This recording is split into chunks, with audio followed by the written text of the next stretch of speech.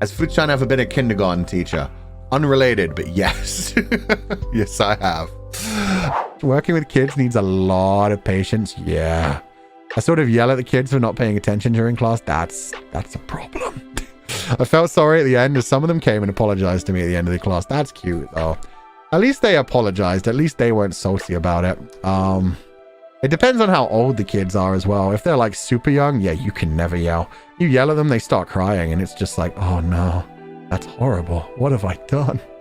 So yeah, with kids, even if they are like absolutely running you up the wall, you've got to be like very sweet and kind on the outside and gentle.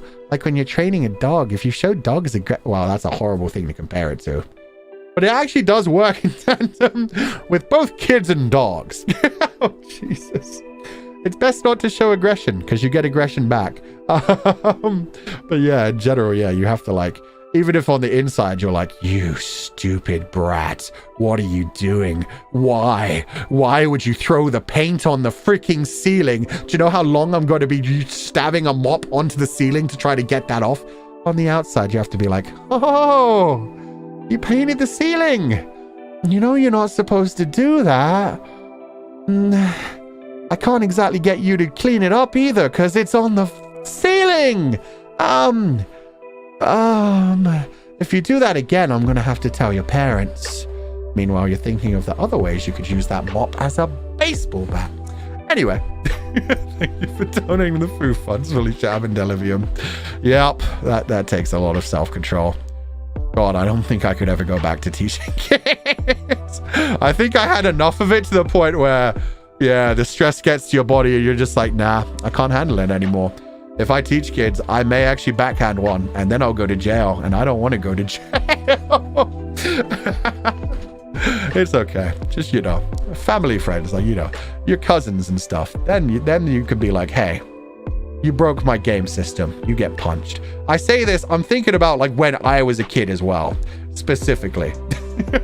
When I was like 14 and like an 11-year-old cousin would be like, I spilled juice on your Nintendo 64. And it was like, did you now? Did you now? Well, anyway, should I be regretting my decision for sending the application? No, it's an incredibly rewarding job. Teaching children, seeing them grow, see them learn new things.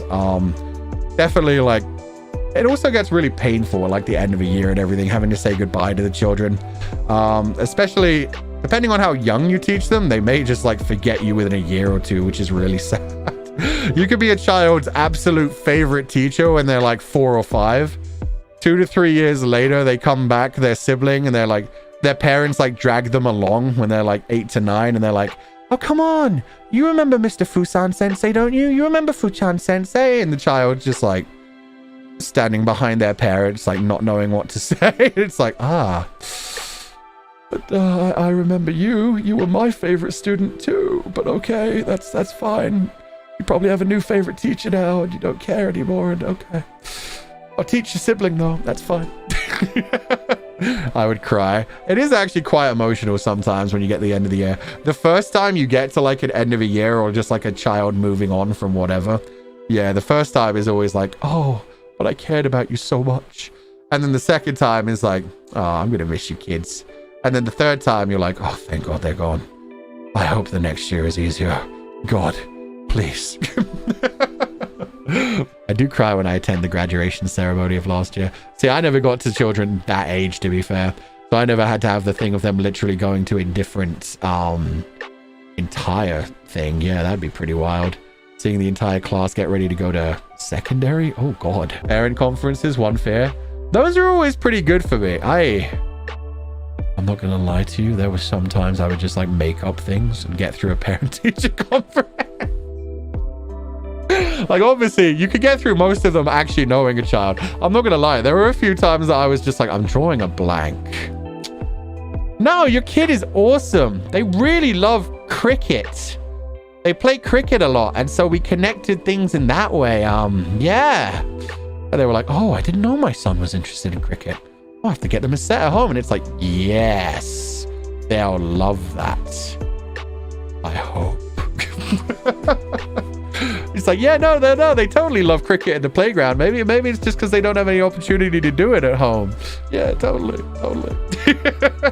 Gaslight the parents. I mean, it was only like 1 or 2, but yeah, it's just one of those things where it's like, this kid just doesn't really stand out. They do everything fine. They don't do anything like amazing. They don't do anything bad. So it's just like, they're a pleasure to have in class.